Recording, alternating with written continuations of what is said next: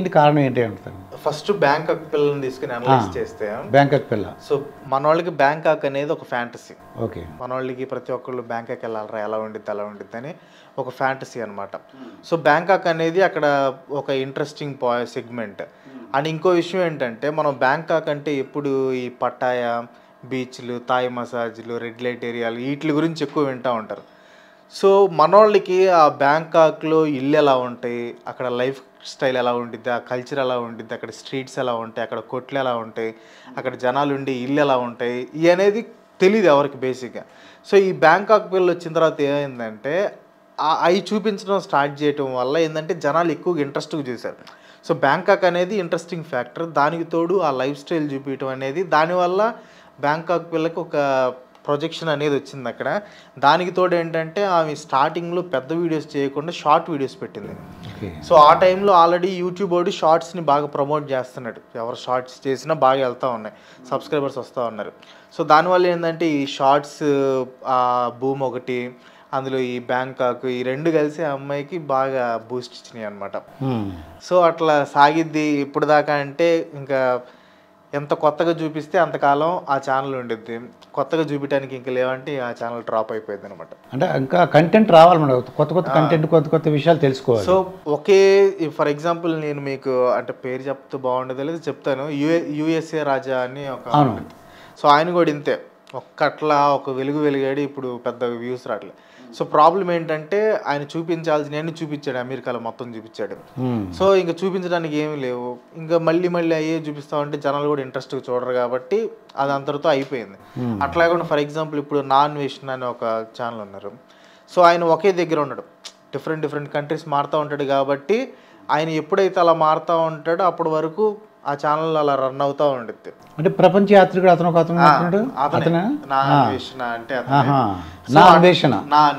ప్రపంచ యాత్రికుడు కూడా అంటుంటారు. సో అట్లా అనమాట, అతను డిఫరెంట్ కంట్రీస్ వెళ్తున్నాడు కాబట్టి ప్రతిదానికి డిఫరెంట్ కొత్తదనం ఉంది కాబట్టి చూస్తూ ఉంటారు.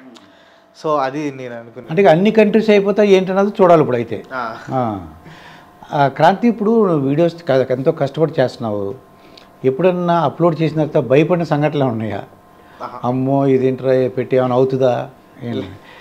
లేదు. నేను ఎందుకంటే నువ్వు దమ్మున్నవాడివి, ధైర్యం ఉన్నవాడివి. నేను నీ వీడియోస్ చూసినప్పుడు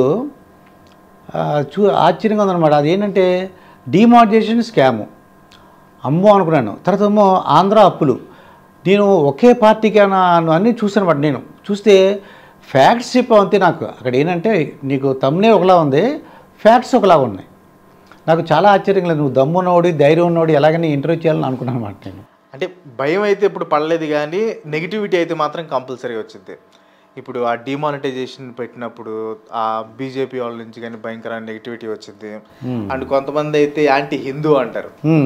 మీరు నా ఛానల్ మొత్తం చూసి దాని మీద యాక్చువల్గా ఒక వీడియో చేద్దాం అనుకుంటున్నాను. ఏంటంటే అంటే కొంతమంది వ్యక్తిగతంగా విమర్శించాలి ఏదో ఒకటి అన్నట్టు ఇలాంటివి చేస్తూ ఉంటారు. బట్ దాని మీద ఒక వీడియో కూడా చేద్దామని ప్లాన్లో ఉన్నాను. కానీ మీరు నా ఛానల్ మొత్తం చూస్తే హిందూయిజం గ్రేట్నెస్ గురించి చాలా వీడియోస్ చేశా. ఆడోళ్ళు బొట్టు ఎందుకు పెట్టుకుంటారు, గుళ్ళో గంట ఎందుకు ఉండిద్ది, బొమ్మల మీద గుళ్ళు మీద అసలు బూత్ బొమ్మలు పెట్టడానికి ఎందుకు పెట్టాల్సి వచ్చింది, దానికి పాజిటివ్ రీజన్, నెగిటివ్ కాదు. సో ఇట్లా ఒకప్పుడు మనం మూఢనమ్మకాలను ఒకప్పుడు నమ్మిన మూఢనమ్మకాలని ఇప్పుడు కూడా ఎందుకు నమ్ముతున్నాం, వాళ్ళు నమ్మటానికి ఉన్న సైంటిఫిక్ రీజన్స్ ఏంటి ఆ రోజుల్లో. సో పురాణాల్లో ఉండే కొన్ని పవర్ఫుల్ వెపన్స్ కానివ్వండి, సో హిందూ దీన్ని గ్రీక్ మిథాలజీ, సో వాళ్ళది ఎలా కొంచెం కనెక్షన్స్ ఉన్నాయి. అండ్ మన వేదాల్లో ఉన్న సైన్స్ ఏంటి, దాంట్లో ఏలియన్స్ గురించి ఉందా, స్పేస్ గురించి ఉందా. సో హిందూయిజం గొప్పతనం గురించి చాలా వీడియోస్ చేశాను నేను. ఇన్ కేస్ అదే వీడియోస్ నేను క్రిస్టియానిటీ మీద కానీ ఇస్లాం మీద కానీ చేసుంటే నన్ను బండబూతులు తిట్టేవాళ్ళు, భయంకరంగా తిట్టేవాళ్ళు. సో ఈ యాంటీ హిందూ అనేవాళ్ళకి నేను చేసిన వీడియోస్ అన్నీ తెలియదు. వాళ్ళు ఇది డిమానిటైజేషన్ చూస్తారు, దాంట్లో మీరే తప్పు లేదు అంటున్నారు. తప్పు లేదు. సో ఇప్పుడు దాంట్లో తప్పు చెప్పలేనప్పుడు ఏమన్నా నన్ను వ్యక్తిగతంగా ఏదో ఒకటి చేయాలి. సో ఇది anti Hindu, anti Indian, anti national, so అట్లాంటివి వస్తూ ఉంటాయి. ఇప్పుడు అసలు ఆంధ్ర అప్పులు అంటే నాకు ఆశ్చర్యం వేసింది. ఆంధ్ర అప్పులు వీడియో చేయకముందు నన్ను వైఎస్ఆర్సీపీ పేటీఎం గాడీడు అది ఇదని భయంకరంగా తిట్టేవాళ్ళు. అది చేయటం, అది ఆ వీడియో చేయగలనే వీడు టీడీపీ పోయాడు, వీడు టీడీపీ కుక్క, అది ఇదని టైప్. సో అంటే నాకు ఆనందం కలిగించే విషయం ఏంటంటే ఒక బయాస్డ్ కాకుండా అన్ని వైపుల నుంచి అందరూ సమపాలంగా వీడు ఈ పార్టీ అంటాడు కాబట్టి సో నేను అందరూ వాడినని అప్పుడు అనిపించింది నాకు. నేను Q2KV చూసాను అన్నమాట. ఇది 100 ప్రశ్నలు. అది యాక్చువల్గా మాలాంటి సైన్స్ మేము స్కూల్ బ్యాక్గ్రౌండ్ నుంచి ఒక టీచర్ ప్రొఫెషన్ నుంచి వచ్చాను. నేను 35 years ఎక్స్పీరియన్స్ ఉంది. అటువంటిది నాకే ఇంట్రెస్ట్ ఇచ్చింది. ఆ 100 ప్రశ్నలు నేను చూసేవరకు రాత్రి నేను నిద్రపోలేదు. ఇప్పుడు ఇంటర్వ్యూ చేశాను కూడా ఎంతో కష్టపడి అవన్నీ వింటే కానీ నాకు నిద్ర రాలేదు. ఏంటంటే చెప్పిన దేవుడు చూడు, ప్రతి గుడి మీద కొన్ని బూత్ బొమ్మలు ఉంటాయి. అవి ఎందుకంటే నువ్వు బాగా ఎక్స్ప్లెయిన్ చేశావు. నువ్వు నేను అనుకున్నాను మేము ఎలా ఎక్స్ప్లెయిన్ చేయాలని అనుకున్నాను, కానీ నువ్వు చక్కగా ఎక్స్ప్లెయిన్ చేసావు. అంటే అప్పుడు ఏంటి ఆ సెక్స్ ఎడ్యుకేషన్ గురించి అనుకుంటా. ఏం దానికి సెక్స్ ఎడ్యుకేషన్ గురించి చెప్పినట్టు అనిపించింది నాకు. అంటే అప్పుడున్న ప్రజానికానికి ఎలా చెప్తారు, మీడియా ఏం లేదు, టీవీ ఏం లేవు, బుక్ ప్రింటింగ్ లేదు, మరి వాళ్ళకి ఎలా చెప్పగలరు? అంటే జనరేషన్ పెరగాలి, యాక్టివిటీ తెలియాలి కదా, అందుకు అనుకుంటున్నాను బొమ్మలు అయి పెట్టుంటారు. సో బేసిక్గా విషయం ఏంటంటే అప్పుడు నేను యూట్యూబ్ పెట్టినప్పుడు అప్పుడు స్టార్టింగ్లో మీరు అన్నట్లు మేము ఇంత కష్టపడుతున్నాం, ఇంత చేస్తున్నాం, మాకు వ్యూస్ రావట్లేదు. సో నేను కూడా ఆ కేటగిరీలో ఉన్నానమాట అప్పుడు. సో చాలా ట్రై చేశాను. తర్వాత ఇది క్వశ్చన్స్ అంటే మనం ఏం చేసినా జనాలు చూడట్లేదు, సరే జనాలు అడిగిన దానికి ఆన్సర్ చెప్పి చూద్దాం అప్పుడైనా చూస్తారని. సో అప్పుడు స్టార్ట్ చేశాను క్వశ్చన్ టు క్రాంతి వ్లాగర్ అని, జనాలు అడిగే క్వశ్చన్స్కి ఆన్సర్ చెప్పడం. సెకండ్ ఎపిసోడ్ నుంచే ఛానల్ రైజ్ అయిపోయింది అనమాట. సో అట్లా వాళ్ళు అడిగిన క్వశ్చన్స్కి వాళ్ళు మొత్తం గ్యాదర్ చేసి చెప్పటం. సో అది చాలా కష్టం. అంటే అప్పుడు ఇన్ఫోసిస్లో పనిచేస్తేనే నైట్ 3 వరకు మేల్కొని, అంటే ఆఫీస్ నుంచి వచ్చిన తర్వాత 1 గంట సేపు తినేసి ఫ్రెష్ అయ్యి కూర్చొని ఇంకా స్క్రిప్ట్ రాయడానికి కూర్చున్నాడు అనమాట. సో స్టార్టింగ్లో ఏంటంటే నేనేం చేసేవాడిని అంటే అన్నీ ఒకే కైండ్ ఆఫ్ క్వశ్చన్స్ తీసుకోకూడదు, ఒకటి స్పేస్కి సంబంధించిన క్వశ్చన్, దానికి ఇట్లా టైం వేస్ట్ చేసేవాడిని. తర్వాత అలాగే అదిలే ఏదో క్వశ్చన్లే అని చెప్పి క్వశ్చన్స్ అన్నీ తీసుకొని చెప్పాను. సో దాంట్లో మీరు చెప్పినట్టు డిఫరెంట్ సైన్స్ గురించి ఉండిద్ది, బయాలజీ గురించి ఉండిద్ది, స్పేస్ గురించి ఉండిద్ది, అండ్ హిస్టరీ గురించి, సో ఎవ్రీథింగ్ ఉంటాయి. సో నేనేంటంటే బేసిక్గా చాలా ఇన్ఫర్మేషన్ ఉంటుంది దాంట్లో, మన వాళ్ళకి ఎంతవరకు అవసరం, ఎలా చెప్తే అర్థమయ్యిద్ది అనేది నేను అనలైజ్ చేసుకొని అంత పెద్ద మ్యాటర్ని ఒక 1 minute చెప్పడానికి ట్రై చేస్తాను అనమాట. సో అది యాక్చువల్గా ఏంటంటే చాలా టఫ్ టాస్క్, చాలా కష్టం. అయితే ప్రతి ఇంత సక్సెస్ సాధించిన తర్వాత మీ అమ్మగారి గురించి ఒకసారి చెప్పు. అలాగే మీ అమ్మగారు ఏమన్నారు? ఫస్ట్ మీ అమ్మగారి గురించి చెప్పు. అసలు మీ అమ్మగారు చిన్నప్పుడు చాలా పెంచారు, ఏమని చదువుకోమని చెప్పేవారు, ఏం ఉద్యోగం చేయమని చెప్పారు? సో బేసిక్గా మా మమ్మీకి అయితే చిన్నప్పుడు నేను ఐఏఎస్ ఆఫీసర్ అవ్వాలని బాగా కోరిక. కలెక్టర్, ఐఏఎస్ ఆఫీసర్ అవ్వాలని. మీరు నా 10th క్లాస్ కానీ ఇంటర్మీడియట్ బుక్స్ కానీ చూస్తే క్రాంతి కుమార్ పక్కన ఐఏఎస్ఆర్ రాసేవాడిని. సో అప్పుడు నాకు కూడా ఐఏఎస్ అవ్వాలని ఉండేది. అప్పుడు మా మమ్మీకి అది కోరిక. సో మా మమ్మీ అంటే కొంచెం సాఫ్ట్ అనమాట, మరి అంత కాదు. కాకపోతే చిన్నప్పుడు ఏంటంటే మేము 3 ఉండేవాళ్ళం, మా అక్క, నేను, మా తమ్ముడు. ఓకే. మా అక్క ఆడపిల్ల, మా అందరిలో ఫస్ట్ అమ్మాయి, వీడు చిన్నపిల్లడు. సో మధ్యలో మిగిలింది నేను కాబట్టి సో వాళ్ళిద్దరిని ఏమనలేక అప్పుడు మా మమ్మీ నన్ను తిట్టేదనమాట. అయిపోయింది ఇక్కడ చిన్నపిల్లాడు అయిపోయాడు, దొరికిందేమో మధ్యలో నేను కాబట్టి. ఒక ఫన్నీ ఇన్సిడెంట్ ఏంటంటే అయిపోయింది సంక్రాంతి. సో అప్పుడు ఒక ఫన్నీ ఇన్సిడెంట్ ఏంటంటే చిన్నప్పుడు, బాగా చిన్నప్పుడు, సో ఇవి మా తమ్ముడు మా అక్క కొట్టుకుంటున్నారు. జస్ట్ అక్కడ నుంచి చూసి ఎంజాయ్ చేస్తున్నాడు అంతే. సో వాళ్ళిద్దరు కొట్టుకుంటున్నారు, మా మమ్మీ ఎంత ఆపమన్నా ఆపలేదు.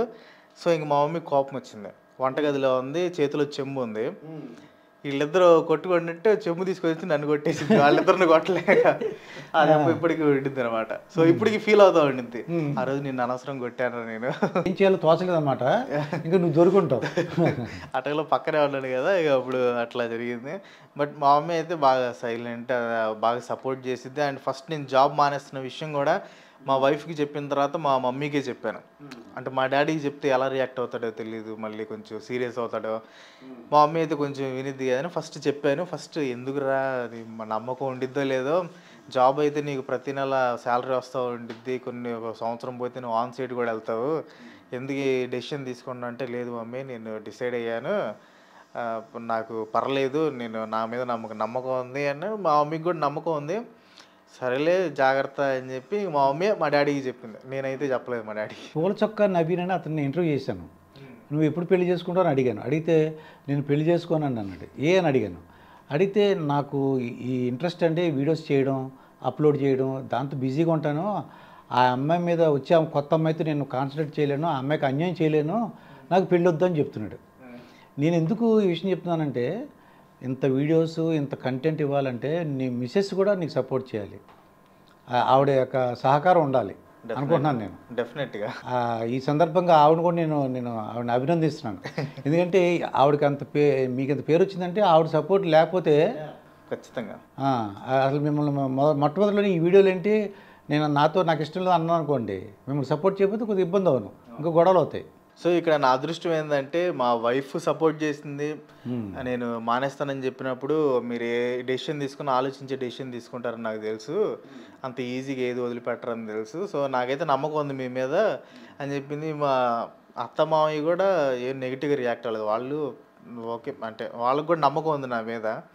సో వాళ్ళు కూడా బాగానే రియాక్ట్ అయ్యారు. బట్ మా వైఫ్ అయితే మాత్రం చాలా బాగా సపోర్ట్ చేసింది. అంటే నేను అంతెందుకు మొన్న ఒడిస్సా ట్రైన్ వీడియో పెట్టాను, ఆ రోజు మా ఎడిటరు వేరే ఊరు వెళ్ళాడు, సో నేనే చేయాల్సి వచ్చింది.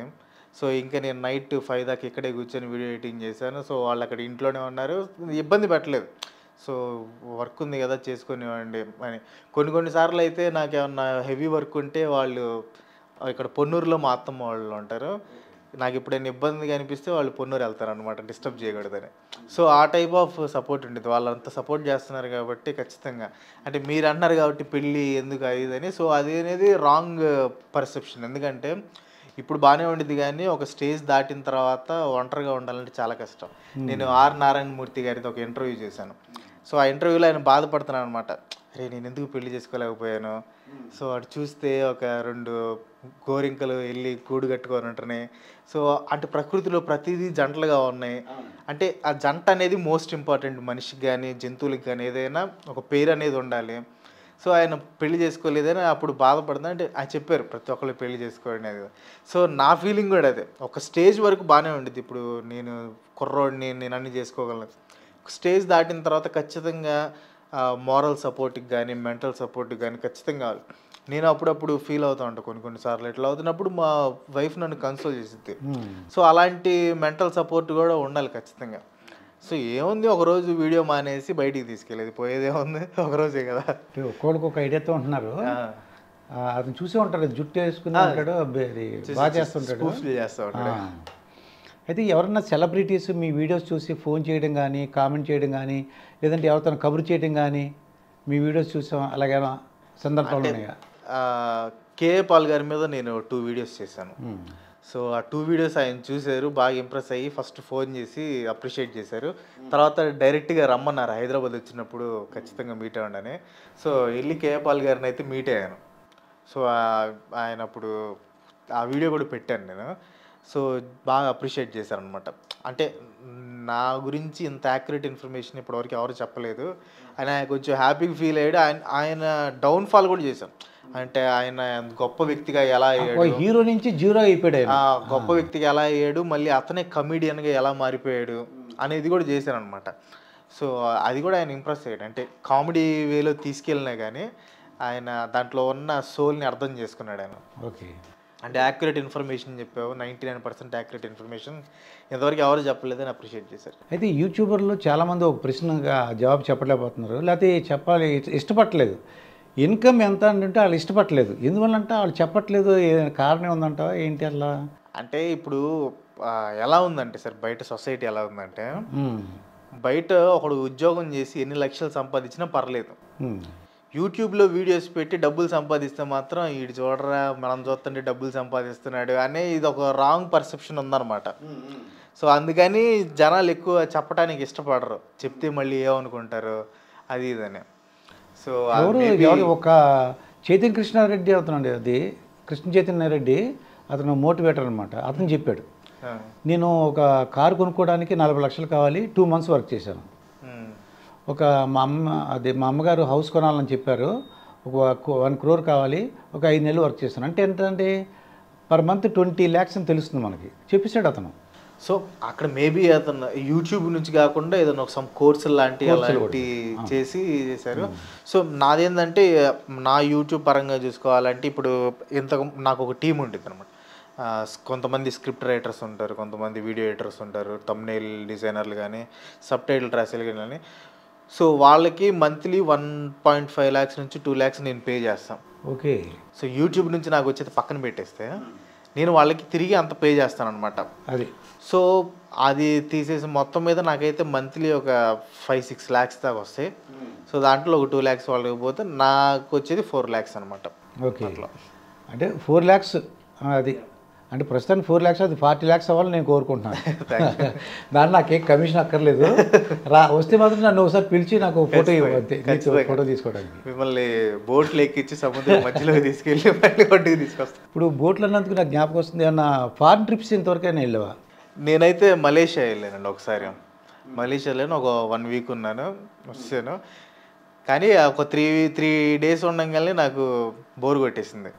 ఇండియానే బాగుంది అంటే అక్కడ ఫుడ్ అంత డిఫరెంట్గా ఉంటుంది కదా, అది మన వల్ల కాదు. సో అది మలేషియా ఒకటే వెళ్ళాను నేనైతే. ఇప్పుడు ఈ కంటెంట్ రైటింగ్ కానీ, ఇప్పుడు స్క్రిప్ట్ రైటర్లు మీ దగ్గర ఉన్నారంటే, స్క్రిప్ట్ రైటర్లు కంటెంట్ ఐడియాస్ ఇచ్చేవాళ్ళు అంటే స్టాఫ్ ఉన్నారన్నమాట మీకు. 2 lakhs అంతవరకు శాలరీస్ అన్నారు. అంటే ఫస్ట్ మొత్తం నేనే చేసుకునేవాడిని, A to Z మొత్తం నేనే చేసుకునేవాడిని. అంటే కంటెంట్ ఇవ్వాలంటే ఎలా చెప్తారు అతనికి? కంటెంట్ ఏ కంటెంట్? నేను టాపిక్ ఐడియా ఇస్తాను. టాపిక్ ఐడియా ఇచ్చేసి దానికి సోర్స్లు ఎక్కడ చూసుకోవాలి, ఎక్కడెక్కడ నుంచి తీసుకోవాలి అవి కూడా పంపిస్తాను. దాంతోపాటు అవుట్లైన్ కూడా ఇస్తాను. ఓకే. ఇప్పుడు ఫర్ ఎగ్జాంపుల్ నేను next dark reality of street foods అని ఒక వీడియో చేయబోతున్నాను, స్ట్రీట్ ఫుడ్స్ గురించి. సో అది ఎట్లా స్టార్ట్ చేయాలి, దాంట్లో ఏమేం పాయింట్స్ తీసుకురావాలి, సో ఈ మొత్తం దాంట్లో ఇస్తానన్నమాట. సో దాన్ని బట్టి వాళ్ళు రాస్తారు. సో ఇంతకుముందు అయితే ఒక 2 ఉండేవాళ్ళు, ఇప్పుడు ఒక 4 పెట్టుకున్నాను అనమాట. వాళ్ళు ఈ మంత్ నుంచి స్టార్ట్ అయింది. సో దానికి ముందు ఒక 1 year బ్యాక్ వరకు నేను ఒక్కడనే రాసుకునేవాడిని. కానీ ఇప్పటికి కూడా కొన్ని కాంప్లెక్స్ స్క్రిప్ట్స్ అయితే నేనే రాస్తాను. కొన్ని ఆంధ్ర అప్పులు కానివ్వండి, కేఏ పాల్ వీడియోస్ కానివ్వండి, డిమానిటైజేషన్ కానీ, ఇలాంటి కాంప్లెక్స్ అయితే నేనే రాస్తాను. నార్మల్గా అయితే వాళ్ళ చేత రాసి రిఫరెన్స్లు పంపిస్తారు అనమాట. ఒక అంటే పైనుంచి డైరెక్షన్ చేయించి సూపర్వైజ్ చేస్తారు. ఎలా ఉంది కంటెంట్, ఎలా ఉంది, నాకు మార్పులు చేర్పులు చేస్తారు. వాళ్ళు ఇచ్చిన తర్వాత మళ్ళీ నా స్టైల్లో నేను మార్చుకుంటాను. అండ్ ఇంకోటి ఏంటంటే వాళ్ళందరూ, నేను కంటెంట్ ఈజ్ కింగ్ అని ఒక స్క్రిప్ట్ కోర్స్ ఇచ్చాను కదా, సో ఆ కోర్స్ చేసిన వాళ్ళు వీళ్ళంతా. సో నేను వాళ్ళకి ట్రైనింగ్ ఇచ్చినట్లే, స్క్రిప్ట్ ఎలా రాయాలని ఆల్రెడీ వాళ్ళకి ట్రైనింగ్ ఇచ్చినట్లే. అండ్ నా స్టైల్ ఆఫ్ వేలోనే వాళ్ళు రాస్తారు కాబట్టి అది నాకు బాగా మ్యాచ్ అయ్యింది. అంటే నేను వేరే వాళ్ళని తీసుకోలేదు, నా కోర్స్ తీసుకొని వాళ్ళందరికీ చిన్న టెస్ట్ లాగా పెట్టి ఒక టాపిక్ ఇచ్చి దాని మీద రాయమని చెప్పాను. సో వాళ్ళు పంపించిన తర్వాత వాటిలో ఏది బెస్ట్గా ఉందని చూసి దాన్ని సెలెక్ట్ చేశాను. అట్లా. ఓకే. అయితే సినిమా డైరెక్టర్లు చేసే పని చేస్తున్నారు మీరు. క్రాంతి, మీ ఖాళీగా అసలు ఖాళీ ఉండదు నాకు తెలుసు. ఖాళీగా ఉన్నప్పుడు ఇంకెవరన్నా వీడియోలు చూస్తుంటావా? తెలుగు కానీ హిందీ కానీ? తెలుగులో అయితే ఎవరైతే చూస్తాం, యూట్యూబ్లో అయితే చాలా తక్కువ. యూట్యూబ్లో చూడటం అయితే చాలా తక్కువ. బేసిక్గా అయితే ఇంతకు ముందు ఉండేది కానీ ఇప్పుడైతే అసలు చూడటానికి కూడా టైం ఉండలేదు. ఇన్ కేసు టైం ఉన్నా కానీ ఇంటి దగ్గరికి వెళ్ళి పిల్లలతో అట్లా ఆడుకోవటం అవన్నీ చేస్తున్నాయి. కానీ యూట్యూబ్లో అయితే వీడియోస్ అయితే తక్కువ, నేను అసలు 99% చూడను. ఇన్ కేస్ ఏదైనా నాకు ఇన్ఫర్మేషన్ అవసరం అయినప్పుడు, ఏదైనా న్యూస్ ఛానల్స్ కానీ లేకపోతే వేరే ఏదైనా వీడియోకి సంబంధించి ఇన్ఫర్మేషన్ అవసరమైనప్పుడు చూస్తూ ఉంటాను. కానీ పర్టికులర్గా ఈ ఛానల్ చూడాలి అట్లా అయితే లేదు. కానీ క్రాంతి, నిన్న ఒకసారి మెచ్చుకోవడం ఉంది. ఎందుకంటే నీ సబ్స్క్రైబర్స్ కాకుండా మొత్తం అందరిని కూడా కొద్దిగా అలర్ట్ చేసావు. ఈ వీడియోలు మాత్రం చూసే ముందు జాగ్రత్త అని చెప్పావు. అంటే నీకేం భయం వేసింది? అంటే నేను చూశాను, ఏంటి ఇలా జాగ్రత్త అని చూశాను. నిజంగానే అది ఫైనాన్షియల్గాను, తర్వాత మెంటల్గా గాను, హెల్త్ పరంగా గాను. ఇంకా 1 o'clock అనగానే నువ్వు చెప్పిన ఒక చూశాను, మన టీవీ 9లో రహస్యం ఏదో వచ్చేది. టీవీ 9 దేంట్లో వచ్చేది రహస్యం. నేను ఎక్కడున్నా సరే ఆ ఒక్క సినిమా, అది ఆ సీరియల్ గురించి శుక్రవారం ఎప్పుడు వచ్చేది. ఇంకా ఉండిపోయేవాడిని, ఎక్కడికి వెళ్ళకుండా. ఫ్రెండ్స్ రానిచ్చేవాడు కాదు, రిలేటివ్స్ ఎవరు కుదిరేది కాదు, ఎక్కడికి వెళ్ళేవాడు కాదు. ఆ రహస్యం సీరియల్ ఏమైంది? ఇంకో విచిత్రం ఏంటంటే తమిళంలో ఒక రోజు ముందు వచ్చేదంట. ఆ ఛానల్ కూడా ట్రై చేశాను నేను అప్పుడే, ఆ రహస్యం వచ్చే టైంలో. సో మీకు రహస్యం ఆ ప్రోగ్రామ్ బాగా ఇంట్రెస్ట్గా అవుతుంది అనమాట ఇది. సో యాక్చువల్గా థింగ్ ఏంటంటే, అంటే నేను చాలా ఇంట్రెస్ట్లో చెప్పాను, నేను యూట్యూబ్ స్టార్ట్ చేయడానికి రీజన్ ఆ రహస్యం అనే ప్రోగ్రామ్. ఓకే. అంటే మీరు చెప్పినట్టే మీరు ఎట్లా వెయిట్ చేసేవాళ్ళు, నేను కూడా అంతకంటే భయంకరంగా వెయిట్ చేసేవాడిని. చాలా చాలా ఇంటర్వ్యూస్లో కూడా చెప్పాను అది. దాంట్లో ఇంకో స్టెప్ అని అర్థమైంది కదా, దీని ముందు నెక్స్ట్ వీక్ ఏమో జరుగుతుందో తమిళంలో వచ్చేసేది ఓ రోజు ముందు. అది కూడా తమిళం ట్రై చేసేమాట అర్థం చేసుకోవడానికి నెక్స్ట్ వీక్ గురించి. అంటే వాళ్ళు ప్రజెంట్ చేసే విధానం భలే ఉండిద్ది.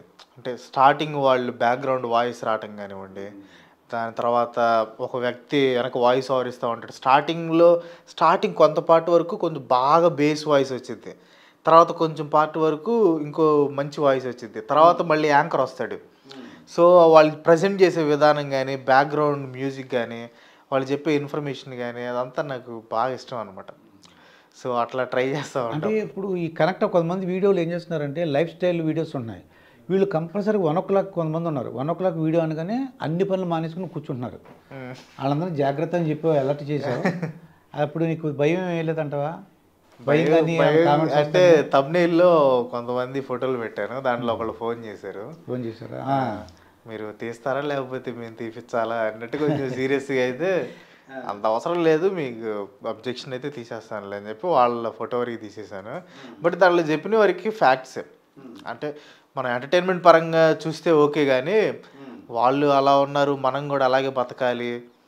సో అవన్నీ కొంతమంది అలా అనుకుంటూ ఉంటారు అనమాట. సో అట్లా వద్దు అని చెప్పాను. తర్వాత మళ్ళీ నేను జనాలు వ్లాగ్స్ ఎందుకు చూస్తారని కూడా చెప్పాను. సో ఫస్ట్ డార్క్ రియాలిటీ చేశాను, దానివల్ల ప్రమాదాలు ఏందని. రీసెంట్గా వ్లాగ్స్ చూడటానికి రీజన్స్ ఏంటని చెప్పాను. అంటే దాంట్లో ఉండే పాజిటివ్స్ ఏంటి, ఫర్ ఎగ్జాంపుల్ ఎస్కేపిజం. ఇప్పుడు నాకు చాలా బాధలు ఉన్నాయి, నేను డిప్రెషన్లో ఉన్నాను. సో ఆ వ్లాగ్ చూసినప్పుడు ఒక అమెజాన్ అడవుల్లోకి వెళ్తా చూపిస్తున్నప్పుడు కొంతసేపు నేను ఆ ప్రపంచాన్ని మర్చిపోయి అమెజాన్ అడవుల్లోకి వెళ్ళిపోతాం. సో మనమే అక్కడ ఉన్నట్లు, అతను మాట్లాడేది కూడా మనతో మాట్లాడుతున్నటువంటిది కాబట్టి. సో అట్లా కొన్నిటికి ఆ వ్లాగ్స్ అనేవి ఉపయోగపడతాయి. కానీ కొన్ని లైఫ్ స్టైల్ కొన్ని ఉంటాయి కదా, మరీ వంటగదిలో కూర్చొని ఈరోజు బియ్యాలు రాళ్ళు వచ్చినాయి, ఇక 4 రాళ్ళు వచ్చినాయి, సో ఇలాంటివన్నీ టైం వేస్ట్ అవ్వాలి అలాంటి అది. కానీ ఎవరి ఇష్టం వాళ్ళది, మనం ఏం చేయలేము. అది మా ఇంటి ముందు ఇలా గాలి వచ్చిందండి, కాగితాలు పడిపోయినాయి, అన్నీ తీసాను అని చెప్పేసి చెప్తుంటారు. కానీ బేసిక్గా ఏంటంటే జనాలు అయ్యే చూస్తున్నారు ఎక్కువ. సో అందుకే అలాంటివి ఎక్కువ చేస్తున్నారు. ఇప్పుడు ఎవరన్నా మీలాగా క్రాంతిలాగా వీడియోస్ చేయాలనుకో, వాళ్ళకైనా సజెషన్స్ ఇవ్వగలరా, సలహాలు? అంటే సక్సెస్ అవటానికి లేదంటే వాళ్ళు పెట్టాలనుకుంటే ఏంటి? ఫస్ట్ పేషెన్స్ అనేది మోస్ట్ ఇంపార్టెంట్. సో కొంతమంది పెట్టేసి 4-5 వీడియోలు పెట్టి మనకు రావట్లేదు, సో మన వల్ల కాదేమో, మనకి చేత కాదేమో, అది ఇది అనుకుంటారు. బట్ అర్థం చేసుకోవాల్సిన విషయం ఏంటంటే, కొంతమందికి స్టార్టింగ్లోనే సక్సెస్ రావచ్చు, కానీ కొంతమందికి టైం పట్టింది బాగా. సో మనం అది వచ్చేంత వరకు మనం వెయిట్ చేయాలి. సో నేను అదే చేశాను. నేను సంవత్సరం పైగా నాకు రోజు అంటే వీడియో పెడితే 1000 వ్యూస్, 2000 వ్యూస్ అలా వచ్చాయి. ఎంతో కష్టపడి చేసినా కానీ అప్పుడు నేను చాలా డిప్రెషన్లో, అంటే నేను కూడా కొంచెం బాధపడేవాడిని, ఎందుకు చేస్తాను, కానీ నేను వదిలిపెట్టలేదు. సో మనం చేద్దాం, ఇంప్రూవ్ చేసుకుందాం, ఎప్పుడో ఒకసారి మనం సక్సెస్ అవుతాం అనే ఆలోచన నాకైతే ఉంది. సో అట్లా వెళ్ళాను. సో ఇక్కడ ఏంటంటే కన్సిస్టెన్సీ విత్ హార్డ్ వర్క్. కన్సిస్టెంట్గా హార్డ్ వర్క్ చేస్తామంటే ఏదో ఒక రోజు కంపల్సరీగా సక్సెస్ అవుతాం. కొంతమంది 1 నెలలో అవ్వచ్చు, కొంతమంది 1 ఇయర్లో అవ్వచ్చు, కొంతమందికి 2 years పట్టవచ్చు. బట్ దాన్ని వదిలిపెట్టకుండా చేసామంటే మాత్రం ఖచ్చితంగా సక్సెస్ అవుతాం. సో దానితో పాటు మనం అప్గ్రేడ్ అవుతూ ఉండాలి. సో ఫస్ట్లో నేను చేసే వీడియోస్ ఇప్పుడు చేసే వీడియోస్కి చాలా తేడా ఉంటాయి. ఫస్ట్లో నేను చేసే చూస్తే కామెడీగా ఉంటాయి. స్టార్టింగ్ నేను చేసిన ఫేస్ క్యామ్ చూస్తే భయంకరంగా ఉంటుంది అనమాట, ఎందుకు చేశారా అనుకునేవాడిని. సో అట్లా ఉంటాయి. సో మనం ఏంటంటే ఎప్పటికప్పుడు అప్గ్రేడ్. ఇప్పుడు ఈ స్టూడియో కట్టడానికి కూడా నాకు 10 lakhs అయింది. సో 10 lakhs నేను యూట్యూబ్ మీద పెట్టానంటే నాకు యూట్యూబ్ మీద ఇంట్రెస్ట్, అందులో అప్గ్రేడ్ అవ్వాలని ఇంట్రెస్ట్ కాబట్టి దానికి ఖర్చు పెట్టాను. నా కెమెరా కూడా 2.5 lakhs ఉండిద్ది. సో కావాలంటే నేను ఫోన్లో కూడా రికార్డ్ చేసి పెట్టచ్చు. కాకపోతే ఏంటంటే మనం ఎప్పటికప్పుడు అప్గ్రేడ్ చేసుకోవాలి. అక్కడే ఉండిపోయి ఇట్లాగే ఉన్నామంటే మాత్రం మనం పతనం అయిపోతామని తెలుసు. అంటే చాలా లైవ్ ఎగ్జాంపుల్స్ చూశాను కాబట్టి అవి కూడా నేను ఇంప్లిమెంట్ చేస్తూ ఉంటాను ఆ లైఫ్లో. చూడు క్రాంతి, ప్రతి వాళ్ళ జీవితంలోనూ బాగా బాధపడిన సంఘటనలు, చాలా ఆనందకరమైన సంఘటనలు ఉంటాయి. అలాగే నీ జీవితంలో బాగా ఇంతవరకు ఎక్కడా చెప్పని బాధపడిపోయిన ఆ రోజు చాలా బాధపడ్డానండి ఏదో ఒక విషయం ఉంటుంది చిన్నప్పటి నుంచి ఇప్పటి వరకు, అలాగే సంతోషకరమైన విషయం, అవి ఇవి చాలా ఉన్నాయి. బాగా ఆనందపడినవి చాలా ఉన్నాయి, బాధపడినవి కూడా చాలా ఉన్నాయి. బట్ నా లైఫ్లో నేను బాగా బాధపడింది అయితే ఒక సంఘటన. అంటే అది ఎట్లా చెప్పాలో కూడా అర్థం కాదు.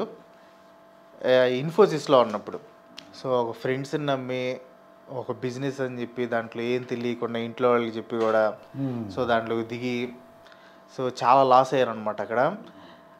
ఇన్ఫోసిస్లో పనిచేస్తున్నాం, ఇంట్లో వాళ్ళని డబ్బులు అడగలేం. అంత కంపెనీలో పనిచేస్తా ఇంట్లో వాళ్ళని డబ్బులు అడగలేం. అప్పుడు నా పరిస్థితి ఎలా ఉండేదంటే, నాకు వచ్చే శాలరీ కంటే నేను కట్టే ఈఎంఐలు 5,000 ఎక్స్ట్రా ఉండేవి. నాకు వచ్చే శాలరీ మొత్తం ఈఎంఐస్కి పోయిద్ది. దానికి తోడు ఎక్స్ట్రా నేను 5,000 ఈఎంఐకి కట్టాలి. దాంతోపాటు నా రూమ్ రెంట్కి కట్టుకోవాలి, నాకు తినడానికి కావాలి. సో ఇలా చాలా సో మెనీ ఉండే అనమాట. సో నేను ఇంతవరకు ఎవరికి చెప్పని విషయం ఏంటంటే, ఒకానొక టైంలో ఇంకా నాకు ఏం చేయాలో తెలియలే. అప్పుడు కూడా నేను రోజులో ఓన్లీ సాయంత్రం పూట పచ్చడి వేసుకొని తిన్న చాలా రోజులు. ఇంక నా వల్ల కాలేదు. ఇంకా మా ఫ్రెండ్ ఒకటి పర్సులో ఒక 200 రూపీస్ దొంగతనం చేశారు. సో అది ఇంతవరకు ఎవరికి తెలియదు, వాడికి కూడా తెలియదు. సో ఇంకా నా వల్ల కాలేదనమాట. ఇంకా ఆ 200కి ఇప్పుడు 20,000 అంత ఇచ్చేయండి. తీసుకున్నాను. ఇంకా ఈ ఖర్చు పెట్టి తర్వాత మళ్ళీ కొన్ని రోజుల తర్వాత మళ్ళీ ఆ 200 పెట్టేసాను అడిగి తెలియకుండానే. ఓకే. సో అంటే అలాంటి పొజిషన్కి వెళ్ళిపోయాను అనమాట. సూసైడ్ చేసుకోవాలని పొజిషన్కి వెళ్ళిపోయాను. ఇంకా ఫోన్ చేసి ఇంట్లో చెప్పేశాను. అంటే అప్పుడు దాకా ఆపుకున్నాను, ఇంకా నా వల్ల కాలేదనమాట. అప్పుడు నేను సన్నబడి ఇంతకుముందు జిమ్కి వెళ్ళి బాగా ఫిట్గా అట్లా ఉండేవాడిని. సడన్గా సన్నబడిపోయి ఇంటికి వెళ్తే మా మమ్మీ వాళ్ళు ఏమో దిగులు పడుతున్నాడేమో అది ఇది అనుకున్నారు. ఇంకా ఫైనల్ స్టేజ్కి వెళ్ళిపోయింది. ఇంకా సూసైడ్ ఒక్కటే నాకు మార్గం అనుకుని ఫైనల్ స్టేజ్కి వెళ్ళిపోయి ఇంకా ఇంట్లో వాళ్ళకి ఫోన్ చేసి ఇంకా నా వల్ల కావట్లేదు, ఇది అయిపోదాం అనుకుని. అంటే ఫస్ట్ టైం మా డాడీ ఏడవటం చూసి, అంటే నేను ఏడుస్తే ఇంకా ఫోన్ చేశాను మా డాడీకి. ఇంకా మా డాడీకి ఆపుకోలేక మా డాడీ కూడా ఏడ్ చేసి ఫోన్లోనే, నీకేం కాదురా మేము ఉన్నాం కదా, ఎందుకు ఏం కాదు అది ఇదని ఇంకా నాకు ఏడుస్తానే ధైర్యం చెప్పి ఇంక అప్పటి నుంచి నాకు మంత్లీ కొంచెం ఎంత అని పంపించడం స్టార్ట్ చేశారు. కానీ నేనేమనుకునేదంటే, మన లైఫ్లో ఎప్పుడైనా ప్రాబ్లమ్స్ వచ్చినా ఆ ప్రాబ్లంకి ఒక అర్థం ఉంటుంది. This something good is going to happen అని. అండ్ దాంతోపాటు కాలమే గాయాన్ని మాన్పేస్తుంది అంటారు. సో టైం హీల్స్ అనమాట. ఎన్ని కష్టాలు ఉన్నాయి కానీ మనం గట్టిగా నిలబడితే ఆ టైం అనేది హీల్ అయిపోయింది. సో నేను ఆ బిజినెస్ అనే ఇది చేయటం వల్లే నాకు డబ్బులు లేవు, సో ఏదో ఒకటి ఎక్స్ట్రా ఇన్కమ్ ఉండాలనే ఉద్దేశంతో నేను యూట్యూబ్ స్టార్ట్ చేశాను. తర్వాత మ్యారేజ్ అయింది, అదంతా అయిపోయింది. ఇంకా చిన్నగా ఒక్కొక్క ఈఎంఐస్ జీవితాంతం ఉండవు కదా. అయ్యో 1 year తర్వాత ఒకటి, 6 months తర్వాత ఒకటి, 2 years తర్వాత అట్లా చిన్నగా ఒక్కొక్కటి పోతా వచ్చింది. తర్వాత మ్యారేజ్ అయిపోయింది. తర్వాత మా పాప పుట్టిన తర్వాత, అప్పుడు పాప పుట్టింది కదా, ఇంకా రెస్పాన్సిబిలిటీస్ పెరిగినాయి. సో యూట్యూబ్లో ఇంకా కష్టపడదాం. సో మా పాప పుట్టిన తర్వాత అసలు యూట్యూబ్ ఒక రేంజ్కి వెళ్ళిపోయింది అనమాట. అప్పుడు దాకా యూట్యూబ్లో చేస్తున్నాను కానీ ఏం లేదు. ఎప్పుడైతే మా పాప పుట్టిందో ఇంక యూట్యూబ్ ఇట్లా వెళ్తుంది, ఒక్కసారి అట్లా లేచిపోయింది. నాకే అర్థం కాలే ఆ క్యూట్ కేవి ఎప్పుడే స్టార్ట్ అయింది. అండ్ అట్లా అయింది. అట్లా చేసుకున్న బాధాకరమైన విషయం అయితే ఆ బిజినెస్ ఒకటే. కానీ ఆ బిజినెస్ది అలా జరగటం వల్ల ఈరోజు నేను ఎక్కడ కూర్చున్నాను అనేది కూడా నాకుంది. ఇన్ కేస్ ఆ రోజు అది లేకపోతే నేను ఒక సాఫ్ట్వేర్ ఇంజనీర్ లాగే కంటిన్యూ అవుతా, అట్లా ఉండేవాడిని నా ఉద్దేశం. ఇంకా హ్యాపీ మూమెంట్స్ అయితే చాలా ఉన్నాయి, ఒకటి కాదు చాలా ఉన్నాయి. ఫర్ ఎగ్జాంపుల్ మా పాప పుట్టినప్పుడు హ్యాపీనే, మా బాబు పుట్టినప్పుడు, నాకు మ్యారేజ్ అయినప్పుడు కానీ. సో ఇంకోటి ఆశ్చర్యం కలిగించేది ఏంటంటే, నేను అప్పుడు జోస్ టాక్స్లో ఒక ఇంటర్వ్యూ లాంటిది ఇచ్చాను అనమాట. అప్పుడు నేను చెప్పాను, పలానా మా పాప ఫస్ట్ బర్త్డే ఉంది, ఆ బర్త్డే కల్లా నేను 3 lakh సబ్స్క్రైబర్స్ రీచ్ అవ్వాలని గోల్ పెట్టుకున్నాను. సో అప్పటి నుంచి నా ఛానల్ చాలా స్లోగా వెళ్తూ ఉంది. నేను ఆ మాట చెప్పిన తర్వాత కరెక్ట్గా మా పాప బర్త్డే ఎదురే మనం టెంట్లో అవన్నీ వేస్తున్నాం. కరెక్ట్గా 10 AM-కి 3 lakh సబ్స్క్రైబర్స్ వచ్చారనమాట. 3 monthsలో 1 lakh సబ్స్క్రైబర్స్ వచ్చేసారు. అప్పుడు దాకా నా ఛానల్ చాలా స్లో వెళ్తూ ఉంది. సో అంటే మా పాప నాకు అంత లక్కీ అనమాట. సో ఇప్పుడు మా పాప బర్త్డే వస్తుంది ఆగస్టులో, దానికి 1 million రీచ్ అవ్వాలనుకుంటున్నాను. చూడాలి. అంటే ఇంక చాలా తక్కువే ఉన్నాయి సబ్స్క్రైబర్లు కూడా, ఇంతకు ముందు కంటే తక్కువే ఉన్నాయి. కానీ ముందు రాకూడదు, కరెక్ట్గా ఆ టైంకి వస్తే బాగుంటుంది అనేది ఇంకోటి. అట్లా చాలా ఉన్నాయి హ్యాపీ మూమెంట్స్. అంటే ఒకసారి మా స్కూల్లో ఉన్నప్పుడు అనుకుంటా, బయటికి వెళ్ళినప్పుడు ఒక టోపీ చూశాను, బాగా నచ్చింది. మా డాడీని వెళ్ళి అడిగా, డాడీ ఆ టోపీ నచ్చింది కొంచెం కొని అంటే బాగా తిట్టాడు అనమాట. ఏదన్నా నాటకాలు చేస్తున్నావా, రోడ్లు అమ్మడి తిరిగి టోపీలు గీపిలేదురా నువ్వు, చదువుకోకుండా అది ఇదని బాగా తిట్టాడు. ఒక వారం తర్వాత నా బర్త్డే. నైట్ కేక్ కట్ చేయించి వెనక నుంచి టోపీ పెట్టించాడు అనమాట. నేను షాక్ అయిపోయా, ఇదేంది అప్పుడు టోపీ అడిగితే తిట్టాడు, ఇప్పుడేంది టోపీ ఇచ్చాడని. అంటే నాకు అప్పుడు అర్థమైంది, ఓ ఇది గిఫ్ట్ ఇవ్వడానికి అప్పుడు నన్ను ఓరకట్ట కావాలని తిట్టాడని అట్లా అర్థమైంది. అట్లా చాలా చాలా మూమెంట్స్ ఉన్నాయి. అయితే పవన్ కళ్యాణ్ సీఎం అవుతాడా అని చెప్పేసి ఒకటి చూశాను అది. కానీ నిజంగా నీ మనసులో ఇప్పుడు ఏమైనా చెప్పగలవా? ఇప్పుడు 2024లో మళ్ళీ ఎలక్షన్స్ రావడానికి అవకాశం ఉంది. అట్లా ఏంటి పాలిటిక్స్ అని చెప్పగలవా? ఎవరు సీఎం అవుతారు లేకపోతే ఎలాగా? నాకు తెలిసినంత ప్రకారం అయితే 2024లో కూడా మళ్ళీ జగన్మోహన్ రెడ్డి గారే వస్తారు. కాకపోతే ఇంతకుముందు ఉన్నంత మెజారిటీ రాకపోవచ్చు, తగ్గిద్ది. అంటే ఇక్కడ బేసిక్గా పాయింట్ ఏంటంటే పాలిటిక్స్లో ఎప్పుడైనా అపోజిషన్ బాగా స్ట్రాంగ్గా లేకపోతే అది ఆటోమేటిక్గా ఈ పవర్లో ఉన్న వాళ్ళకి బాగా హెల్ప్ అవుతుంది. సో నా ఉద్దేశంలో అపోజిషన్ అంత స్ట్రాంగ్గా లేదేమో ప్రజెంట్ అని నా ఉద్దేశం. సో నెక్స్ట్ అయితే ఖచ్చితంగా 100% జగన్మోహన్ రెడ్డి గారే వస్తారు.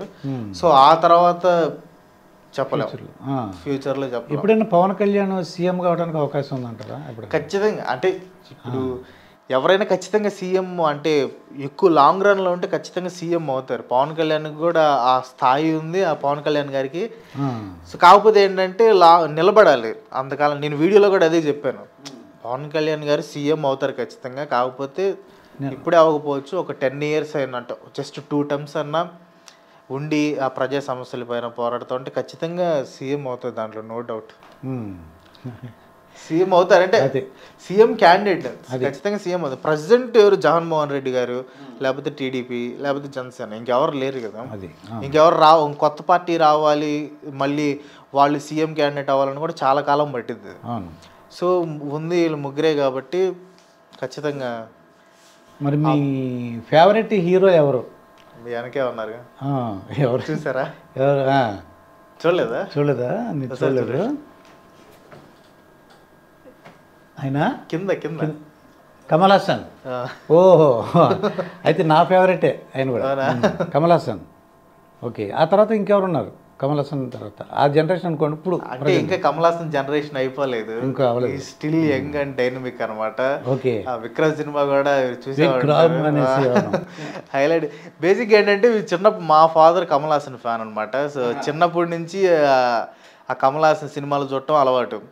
సీడీలు తెచ్చి ఆ సీడీలు పెట్టేవాళ్ళు, సో అవి చూస్తూ ఉండేవాళ్ళు. సో కమల్ హాసన్ అనేది చిన్నప్పటి నుంచి రక్తాల్లో నరం ఎక్కేసింది అనమాట. ఓకే, అయితే మంచి పంచతంత్రం ఒకటి, పుష్పక విమానం నేను 25 times చూశాను.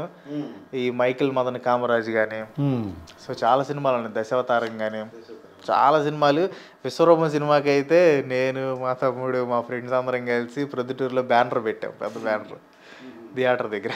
అయితే థియేటర్కి వెళ్తున్నారు ఇప్పుడు ప్రస్తుతం? ఇప్పుడు తక్కువ అన్న ఇంగ్లీష్ మార్వెల్ మూవీస్ కానీ అలాంటివి వచ్చినప్పుడు, లేకపోతే విక్రమ్ లాంటి సినిమాలు వచ్చినప్పుడు వెళ్తాం. సో మూవీస్కి అయితే తక్కువ, చాలా తక్కువ. ఎప్పుడైనా ఒకసారి ఇంగ్లీష్ మూవీస్ వచ్చినప్పుడు మాత్రం, అది ఓన్లీ మార్వెల్ మూవీస్ వచ్చినప్పుడు మాత్రం కంపల్సరీ వెళ్తాం. మిగతా చాలా తక్కువ. రీసెంట్గా అయితే 2018కి వెళ్ళాం. ఓకే, ఒక్కదానికి. ఇంకోటండి క్రాంతి, నీకు గొప్ప నీ వీడియోస్లో సూపర్ అన్నది కిమ్ మామ. కిమ్ ఫోటో కూడా అసలు నిజంగా కిమ్ మామ మన ఇండియాకి ప్రెసిడెంట్ అయ్యాడు. అటువంటి అంటే ఆయనని కాదు, అటువంటి క్వాలిటీస్ ఉన్న అతను ఇక్కడ సర్వే అవుతాడంటారా ఆ పార్టీ? కిమ్ మామ మనోళ్ళు చంపేస్తారు. అంటే మనోళ్ళు ఇది డెమోక్రటిక్ కంట్రీ కాబట్టి నువ్వు కొన్ని అయితే పర్లేదు, ప్రతి ఒక్కటి నేను చెప్పినట్టే డిక్టేటర్షిప్ లాగా ఉండాలంటే మనోళ్ళు ఒప్పుకో తిరగబడతారు. మన చాలాసార్లు రెవల్యూషన్స్ వచ్చినాయి కాబట్టి కిమ్ అవకాశం లేదు. కాకపోతే ఏంటంటే జనాల్ని సాటిస్ఫై చేయడానికి నేను అలా కొత్త కాన్సెప్ట్స్ చేస్తానమాట. ఎలా వచ్చింది అసలు ఐడియా నీకు? ఇంకా జనాలు అడుగుతూ ఉంటారు ఇంకా కిమ్ అని, చేయకపోతే వాళ్ళు హర్ట్ అవుతారు. Starting very beginning first time starting అయితే అప్పుడు అనిపించింది, అంటే ఫస్ట్ అయితే అదే చేశాను, కిమ్ చచ్చిపోతే ఏమైద్దని చేశాను, తర్వాత కిమ్ పిఎం అయితే ఏమైద్దని చేశాను. సో అప్పుడు ఆ థాట్ వచ్చింది. ఇంకా దాని మీద 43 వీడియోస్ చేశాను కిమ్ మీద. అంటే నేను ఇప్పుడు వెళ్ళి గిన్నీస్ వరల్డ్ రికార్డ్ అప్లై చేయొచ్చు అనమాట. ఇండివిజువల్ యూట్యూబర్ ఎవరంటే ప్రపంచం మొత్తం నేను అక్కడనే. అండ్ కొన్ని కాన్సెప్ట్స్ అయితే రీసెంట్గా ఒక కాన్సెప్ట్ చేశాను, గరుడ పురాణంలో కిమ్మాకి శిక్షలని. సో బేసిక్గా ఏంటంటే గరుడ పురాణంలో శిక్షలు యూట్యూబ్లో చాలామంది కొన్ని 100 వీడియోస్ ఉన్నాయి. సో నేనేం చేశానంటే గరుడ పురాణంకి కింబాంకి లింక్ పెట్టి గరుడ పురాణంలో ఫర్ ఎగ్జాంపుల్ కుంభీపాకం అనే శిక్ష ఉంది. ఆ శిక్ష ఎందుకు వేస్తారు, పలానా పని చేస్తే వేస్తారు, ఈ పని కింబావం చేశాడా లేదా, చేస్తే యాడ చేసాడు, అది తీసుకొచ్చి దీనికి లింక్ పెట్టేసి చేస్తారు అనమాట. అట్లా డిఫరెంట్ కొత్త ఆలోచించాలి ఓన్లీ ఆడియన్స్ కోసం, ఇంకా వాళ్ళని సాటిస్ఫై చేయడం కోసం. 40 వీడియోస్ చూసినా వాళ్ళు ఇంకా అడుగుతూ ఉంటారు కింబావం వీడియో పెట్టి. సో నెక్స్ట్ కింబావం వీడియో ఏం చేయాలి ఇంకా అర్థం కాలేదు. ఎవరన్నా సినిమా వాళ్ళు మిమ్మల్ని చూసి మీ వీడియోస్ కానీ మిమ్మల్ని చూసి కానీ అంటే కామెడీగా కానీ ఏదో రూలు మీకు వస్తారా అని అన్నానుకో, అంటే సినిమా ప్రొడక్షన్లో మీ హెల్ప్ కావాలి, లేదంటే మీరు అంటే యాక్టింగ్లో కానీ లేకపోతే స్క్రిప్ట్ రైటింగ్లో కానీ ఆ ప్రొడక్షన్లో కానీ హెల్ప్ చేయమంటే వెళ్తారా సినిమా ఛాన్సులకి? అంటే అట్లా అడగరని ఎవరు అడగరని నేను అనుకుంటున్నాను. ఇన్ కేస్ అడిగితే అది డిపెండ్స్. కానీ మీకు ఒక ఆశ్చర్యం కలిగించే విషయం ఒకటి చెప్తాను. మామూలుగా నాకు ఫస్ట్లో ఫిలిం మేకర్ అవ్వాలని ఇంట్రెస్ట్ ఉండేది, స్టోరీస్ కూడా అవన్నీ రాస్తూ ఉండేవాడిని. తర్వాత అది మనకు అంత అవకాశం లేదు, మన ఫ్యామిలీ కూడా అంత కష్టం కాబట్టి అయిపోయింది. మీరు ఎవరితో సినిమా తీయాలనుకుంటున్నారంటే ఒకటి కమల్ హాసన్తో తీయాలనుకుంటున్నారు, 2 మహేష్ బాబుతో తీయాలనుకుంటున్నాను.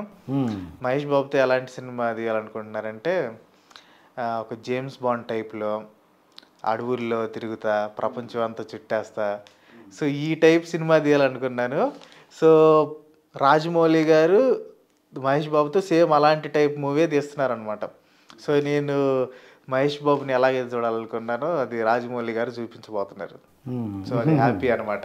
ఓకే మీరు అనుకుంటే రాజమౌళి గారు. నేను యాక్చువల్గా ఎలాంటి క్వాలిటీస్ ఇది చెప్పాను, సేమ్ అలాంటి క్వాలిటీస్ ఉన్న సినిమానే దిగబోతున్నారని న్యూస్ వచ్చింది. అంటే నా వీడియో చూసి చేశారని నేను చెప్పాను, కోయిన్సిడెన్స్ అది అట్లా. అది ఇప్పుడు కొంతమంది కష్టపడి ఇప్పుడు మీరు నా అన్వేషణ ఉంది, లేకపోతే అతను ప్రపంచ యాత్రికుడు, అతను చేస్తున్న కొంతమంది వెంటనే అతను వీడియో పెడితే వెంటనే అతను ఆపోజిట్గా చేస్తుంటారు.